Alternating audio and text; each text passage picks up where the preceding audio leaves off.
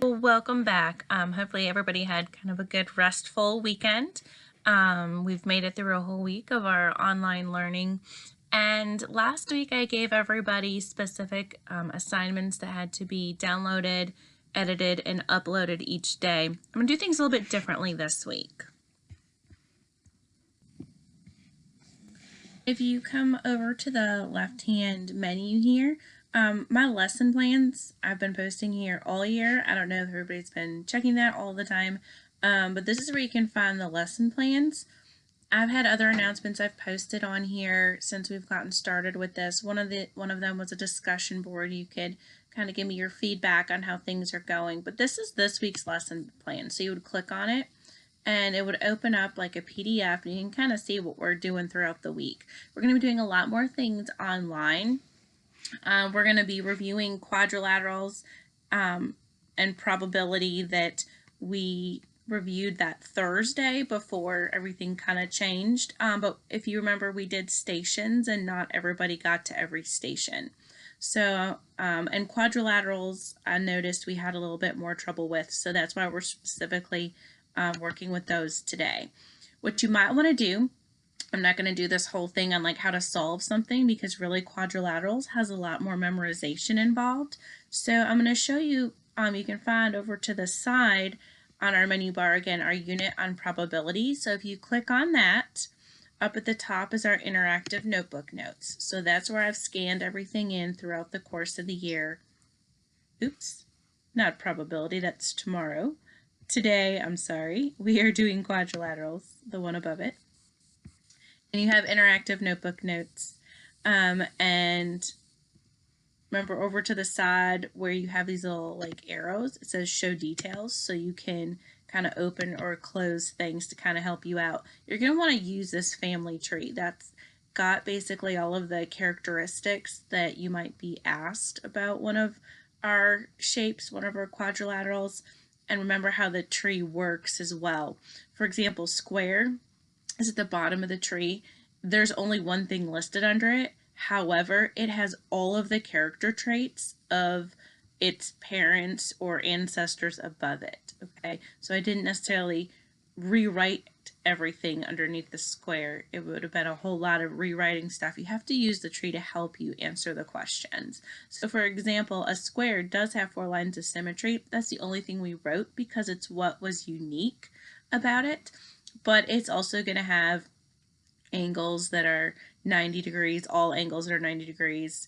Now it's not going to have the 2 lines of symmetry for each of his parents because instead it has 4. It's kind of like you combine them to get the 4. The diagonals are going to be congruent and bisect. And not only are they going to be congruent and bisect, but they're also going to form right angles. So again, it's carrying the characteristics of its parents.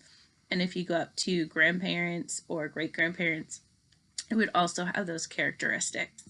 So now it would not have no lines of symmetry because in fact it does have 4 lines of symmetry. So you have to kind of take into account that some things may be contradictory between a grandparent, but you're going to go with whatever the most detailed, more specific thing is, which in this case is 4 lines of symmetry. Some parallelograms could have 4 lines of symmetry. This no lines of symmetry means it doesn't have to. If that parallelogram happened to be a rectangle, it would have 2 lines of symmetry, and same for if it was a rhombus. So this no lines of symmetry basically means it doesn't have to have lines of symmetry, but as you go down the tree, it may have some. The diagonals bisect each other. We already said that about rectangles and rhombus. It would do the same thing in terms of creating 2 sets of triangles with the diagonals. You look at the angles opposite. Angles are congruent. Well, that's true for a square because all the angles are congruent. They're all 90 degrees. So, and of course, 2 sets of parallel sides, 2 sets of congruent sides. Again, all sides are congruent. So it's more specific than just having 2 sets of congruent sides. So you have to kind of take that into account again as you look at the tree. Of course, it has 4 sides, like the top of the tree here, like its great-grandparent quadrilateral, and of course all the angles total 360 degrees. So as you do some of your Kahoots today, there's 2 Kahoots that you're going to be doing. If you look back at the plans, I have linked them down below in that at home learning section under today. So one is titled SOL 7.7 quadrilaterals. There's 16 questions. I want you guys to have at least a 70% accuracy or higher for each of these. So if you don't get the first time, take it again. But before you take it again, you might want to look over your notes with, whatever types of questions you missed, check that out. And then classifying quadrilaterals and find the missing angles. That's 10 questions, so I want you to get at least 7 of those 10 correct. Because if this were like an actual assessment in school, then that would be a 70%, which would be a C. So it just shows at least that you have a decent understanding. I'm not going to go up to an 80 like the SMART scores on IXL, which we'll be doing later in the week, because with IXL, if you start getting questions right, like you can kind of earn back those points, and there's really no way to earn back points if you get a question wrong, unless they give it to you again, which I think Quizzes does. I can't remember which one does that. But again, the goal is 70% accuracy. So if I go back to the homepage, one thing you also need to know is that I have stopped putting due dates on these. They were kind of like, they were not hard deadlines. They were kind of like guidance for you, but we've been instructed not to do that. So you can no longer find your assignments over here where it says to do. You actually are going to just have to go to the at-home learning section each time. Now they are grayed out on yours right now until I post the video. So I have stuff up for Tuesday already. I haven't made it visible to you because I still have to do the review video, but you can kind of see what we have going for today and tomorrow. It look a little bit different over to the side because it's not set up as an assignment where you would submit something, because all you're doing is clicking on these links, and I can check on Kahoot and on Quizzes, kind of the couple things that we're using these first 2 days to check and see how you did. Just again, like we did in class when we used them, just put your first name and last initial. That way I can just see that you've done it. Okay, if you type in a name that is unrecognizable to who you are, then I don't know that you've completed that assignment. So at the end of the week, you can see here, we're really only going to have one assignment that you have to download, edit, and submit. Everything else is done online this week. We have a couple IXLs that you're going to do on Wednesday.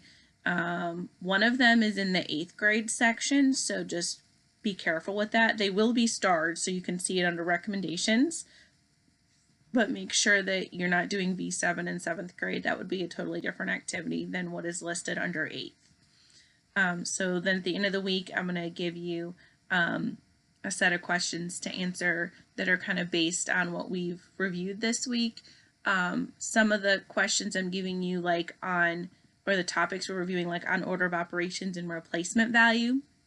Okay, those are some things that we struggled with a little bit last week, specifically dealing with exponents with our order of operations and dealing with square root as a form of grouping. So those are going to be what we focus on this week. Okay, and the last thing I want to show you is over to the side where you have your grades. Okay, when you click on that, this is where you can see the assignments that have been assigned to you and submitted. Remember, I told you I'm just putting a 1 for the grade when I check over it and submit it to you. I've only gotten through days 1 and 2 entirely. I've started on day 3. I'm going to finish getting those not graded, but checked over and notes on them and sent back to you. So this is where you should be able to click on them and see any notes that I've left. You see a 1 pop up here when I have sent it back to you. So kind of with all that being said, you guys can go ahead and start. As soon as I'm done with this, I will make these visible for you. So you'll just be able to click on the 2 different Kahoot activities that we have for today. Again, making sure that you go up to the 70% accuracy. If you don't get it the first time, look over your notes again, see what types of things you missed, and do it again, because the idea is these are topics that you guys need to know, and if we're struggling with it, we're just going to get more practice until we make sure that we fully understand it. If you have any other questions, feel free to shoot me an email, because I want to make sure that if you have questions that they are still getting answered even though we're not in the classroom. All right, guys, thanks. Have a great day.